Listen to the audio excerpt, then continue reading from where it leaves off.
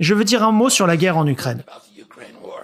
Le complexe militaro-industriel nous a fourni une justification familière, comme ils le font pour chaque guerre, à savoir que celle-ci est un effort noble pour arrêter un super vilain, Vladimir Poutine, d'envahir l'Ukraine, puis d'empêcher sa marche à la Hitler à travers l'Europe. En réalité, la petite Ukraine est un pion dans une lutte géopolitique initiée par les ambitions des néoconservateurs américains pour l'hégémonie mondiale américaine. Je n'excuse pas Poutine pour avoir envahi l'Ukraine. Il avait d'autres options. Mais la guerre est la réponse prévisible de la Russie au projet néocon imprudent d'étendre l'OTAN pour encercler la Russie. Un acte hostile.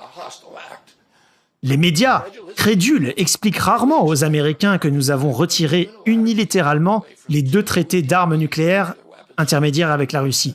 Ils ont ensuite installé des systèmes de missiles Aegis, prêts à l'emploi nucléaire en Roumanie et en Pologne. C'est un acte hostile, c'est hostile. Et que la Maison-Blanche de Biden a, à plusieurs reprises, refusé l'offre de la Russie de régler cette guerre pacifiquement.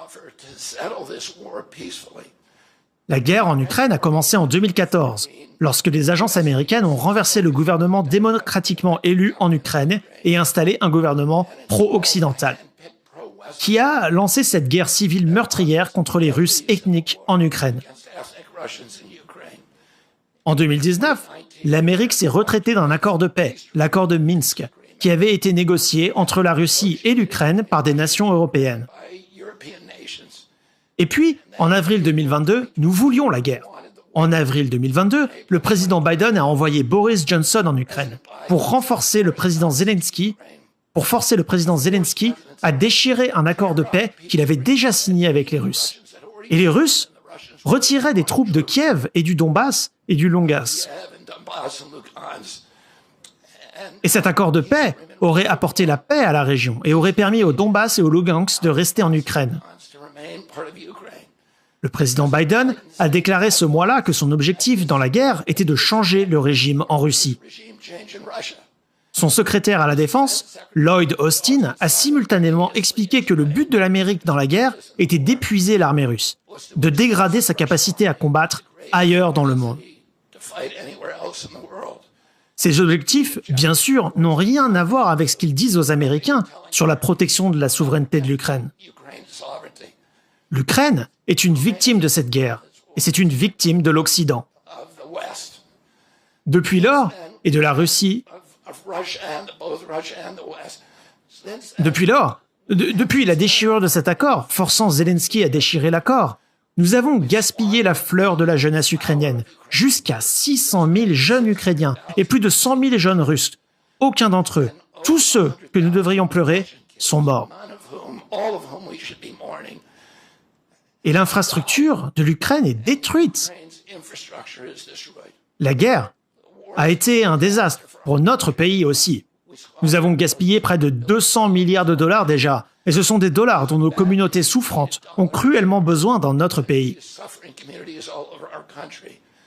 Le pipeline Nord Stream a été saboté, et les sanctions ont détruit la base industrielle de l'Europe, qui formait le bastion de la sécurité nationale américaine. Une Allemagne forte avec une industrie forte est un bien.